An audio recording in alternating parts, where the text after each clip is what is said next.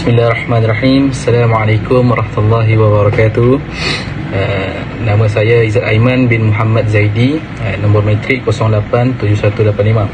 Baiklah, insyaAllah pada hari ini saya akan menceritakan sedikit sebanyak tentang tajuk yang telah diberikan kepada kumpulan kami, yakni yang bertajuk Al-Tadlis.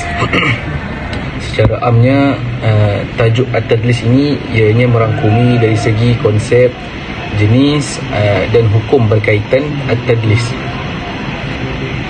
Baiklah, insyaAllah kita pergi kepada konsep dan definisi bagi At-Tadlis. Mengikut dari segi bahasa, At-Tadlis ini berasal daripada perkataan Al-Dals yang bermaksud kegelapan dan kesamaran. Manakala dari segi istilah pula, At-Tadlis ini adalah perbuatan menyembunyikan kecacatan dalam sanad serta mencantikkan zahirnya supaya kelihatan sempurna dan lengkap. Baiklah, asas bagi At-Tadlis ini ianya berlaku apabila seorang perawi menggugurkan atau membuang sebahagian daripada rangkaian sanad. Baiklah, bagi cara riwayat untuk tadlis ini adalah apabila perawi meriwayatkan hadis tersebut seolah-olah ia adalah suatu sanad yang bersambung tanpa ada kecacatan. Kita pergi kepada jenis-jenis At-Tadlis. Tadlis terbahagi kepada dua jenis yang besar. Yang pertama adalah Tadlis Asyuyuh, yakni perawi yang menyembunyikan identiti sebenar gurunya dengan menggunakan nama, gelaran atau nasab yang tidak dikenali. Yang kedua, yakni Tadlis Al-Isnad, perawi yang meriwayatkan sesuatu hadis yang tidak didengarinya secara langsung daripada gurunya.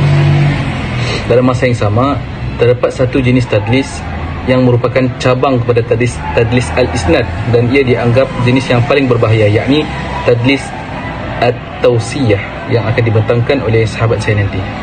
Baiklah, untuk penerangan secara terperinci bagi Tadlis Al-Isnad ini, Tadlis Al-Isnad berlaku apabila seorang perawi meriwayatkan hadis daripada gurunya yang pernah dia temui, tetapi sebenarnya dia tidak mendengar hadis tersebut secara langsung daripada gurunya.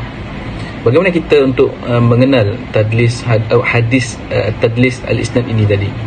Perawi itu akan menggunakan lafaz yang samar atau memberikan gambaran seolah-olah dia mendengar hadis tersebut, seperti menggunakan perkataan daripada, yakni an, atau dia berkata, iaitu qala. Manakala lafaz yang dielak ataupun lafaz yang dihindari oleh perawi tersebut adalah perawi tidak menggunakan lafaz yang jelas menunjukkan pendengaran seperti aku telah mendengar, iaitu sami'tu. Baiklah, sebelum kita masuk kepada penerangan secara terperinci bagi Tadlis Asyuyuh, saya ingin menerangkan apa perbezaan di antara tadlis dengan irsal khafi, yakni tajuk yang sebelum ni kita belajar. Baiklah, untuk Tadlis Al-Isnad, perawi pernah mendengar hadis lain daripada syekh tersebut, namun bagi hadis yang tertentu ini dia tidak mendengarnya secara langsung. Dalam masa yang sama, sanadnya kelihatan bersambung secara tipu daya. Manakala bagi perbezaannya dengan irsal khafi adalah perawi sebenarnya tidak pernah mendengar sebarang hadis pun daripada syekh tersebut secara langsung, dan dia mungkin tidak pernah bertemu atau mendengar apa-apa pun daripada syekh itu. Itulah secara ringkas perbezaan di antara Tadlis Al-Isnad dan irsal khafi. Baiklah, saya teruskan dengan pembentang yang seterusnya. Bismillahirrahmanirrahim. Assalamualaikum warahmatullahi wabarakatuh. Nama saya Muhammad Syahri bin Ahmad Nasir dan nombor matrik saya 087448. Di sini saya akan menerangkan jenis tadlis yang kedua, iaitu Tadlis Taswiyah. Tadlis Taswiyah ni ia satu bentuk tadlis yang paling berbahaya. Sebab apa? Sebab dia menggugurkan menggugurkan perawi yang lemah di antara dua perawi yang dipercayai thiqah. Lepas tu diorang meriwayatkan hadis itu seolah-olah kedua-duanya bersambung. Okey, dari segi sanad pula ia nampak macam sahih dan bersambung, tapi sebenarnya ada perawi lemah yang diorang buang secara sengaja gitu.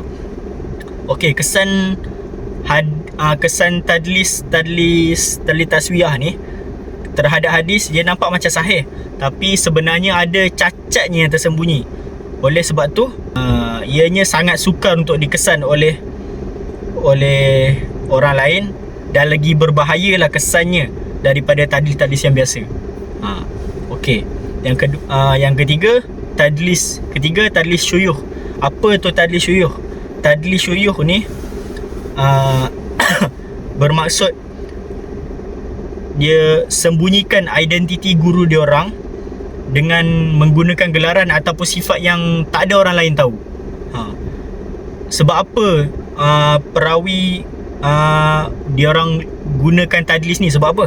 Sebab dia orang nak sembunyikan kelemahan guru dia orang.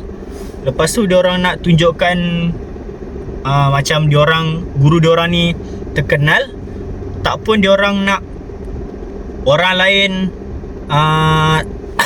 untuk dia orang nak orang lain tak tahu apa-apa pasal guru dia. Macam dia orang nak elaklah guru dia orang daripada apa nama dia tu, dikaji gitu. Dia orang tak nak macam nak bagi guru dia orang ni tak ada siapa tahu pasal guru dia orang, padahal guru dia orang ni adalah kekurangan dia gitu. Lepas tu hukum tadlis isnad yang pertama tadi, hukum dia dibenci oleh para ulama. Sebab apa? Sebab dia mengelirukan status sanad. Lepas tu tadlis taswiyah pula, hukum dia berat. Sebab apa? Sebab dia sembunyikan perawi yang lemah secara sengaja. Manakala tadlis syuyuh dia ringan. Sebab apa? Sebab dia tak gugurkan sanad secara langsung macam tadlis taswiyah tadi. Sebab tadlis taswiyah kan dia gugurkan secara sengaja, gitu. Secara langsung maksud dia. Hal yuqbalu riwayah al-mudallas? Adakah riwayat perawi yang gunakan tadlis ni diterima? So jawapannya, hukmu qubulu riwayah al-mudallas yatawaqqafu ala sighatil ada' allati yastakhdimha 'inda at-tahdits. Hukum penerimaan riwayat perawi mudallas ini bergantung kepada lafaz yang diorang gunakan ketika meriwayatkan hadis tersebut. Contohnya, kalau untuk hadis yang diterima, diorang akan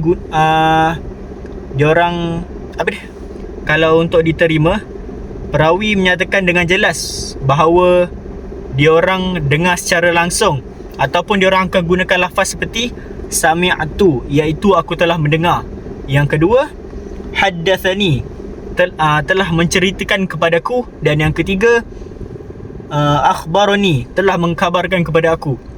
Lepas tu kalau kita nak tahu sama ada hadis itu tak diterima, apabila perawi hadis mudallas itu tidak diterima, apabila perawi diorang menggunakan lafaz yang sama-sama, yang tak menunjukkan pendengaran mereka secara langsung. Contoh dia, yang pertama an, yang maksud dia daripada.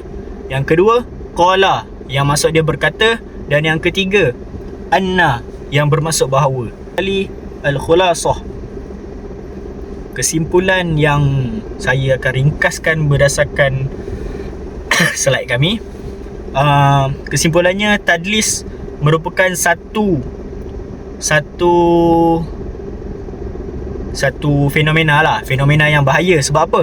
Dalam ilmu hadis ini, sebab ia boleh timbulkan keraguan orang yang belajar tu terhadap kesahihan sanad tersebut. Sebab apa? Sebab tadlis ni maksud dia sembunyikan kecacatan dalam sanad, dan diorang akan memperelokkan luaran dia lah, padahal dalaman dia cacat sikit lah gitu. Lepas tu tadlis yang kita belajar tadi ada 3. Tadlis isnad, tadlis syuyuh dan tadlis taswiyah. Taswiyah dulu baru tadlis syuyuh. Gitu. Lepas tu akhir sekali, penerimaan hadis ni bergantung, macam kita cakap tadi lah, bergantung kepada lafaz yang perawi tu gunakan, macam yang kita sebut tadi lah awal-awal tu. Lepas tu kalau dia jelas menunjukkan pendengaran, so ianya diterima. Kalau tak jelas, tak diterimalah hadis tersebut. Gitulah. So sekian, itu saja daripada saya. Assalamualaikum warahmatullahi wabarakatuh.